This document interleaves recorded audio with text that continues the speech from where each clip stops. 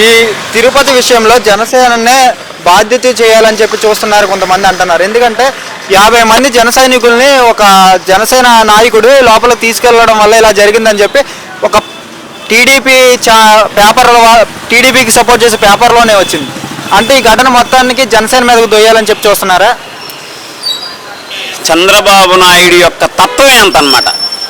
ఎంతకాడికి పక్కనోడి మీద దొయ్యటం,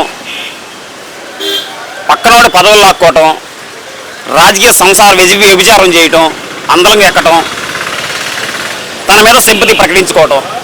నిజంగా చంద్రబాబు నాయుడు మాటలు నిజంగా ఎలా ఉంటాయంటే, ఈ పురంధేశ్వరి కూడా నిజంగా చంద్రబాబు నాయుడు స్వయాన వదిన నిజంగా వీళ్ళందరూ బంధువులు అని చెప్పేసి ఈ ఘటనలో నిరూపితమైంది. అసలు కనీసం మీడియా సమావేశం కూడా పెట్టలా.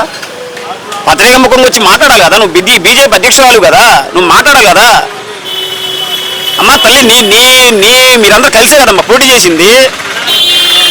అక్కడ అత్యంత ప్రపంచ ప్రఖ్యాతిగాంచిన దేవాలయం, అది అతిపెద్ద రెండో దేవాలయం. అలాంటి దేవాలయంలో 6 తొక్కిసలాళ్ళు చచ్చిపోయారంటే ఎంత సిగ్గుచేటు.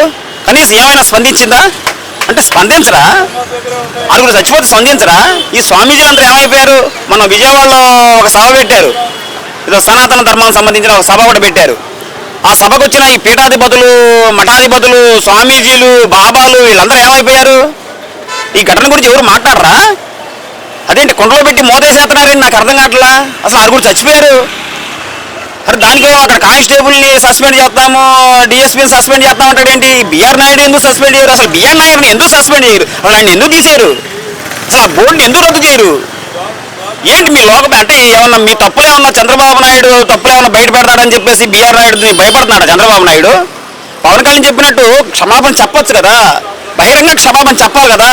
అసలు నన్ను అడిగితే మోకరెళ్ళాలి బిఆర్ నాయుడు, మోకాళ్ళ మీద మోకరెళ్ళి హిందువులకు క్షమాపణ చెప్పాలి. వెంటనే నైతిక బాధ్యత వహించి తక్షణమే రాజీనామా చేసేయాలి బిఆర్ నాయుడిని. తక్షణమే ఈ సంఘటన మీద విచారణ జరిపించి, లోతుగా విచారణ జరిపించి బిఆర్ నాయుడిని కటకటాలు పాలు చేయాలి. అప్పుడే కానీ చనిపోయిన హిందూ సంబంధించిన భక్తులకి ఆ 6 ఆత్మలో శాంతి స్థాయి అని చెప్పేసి మీ ద్వారా అయితే వాళ్ళకి గట్టిగా చెప్తున్నారు.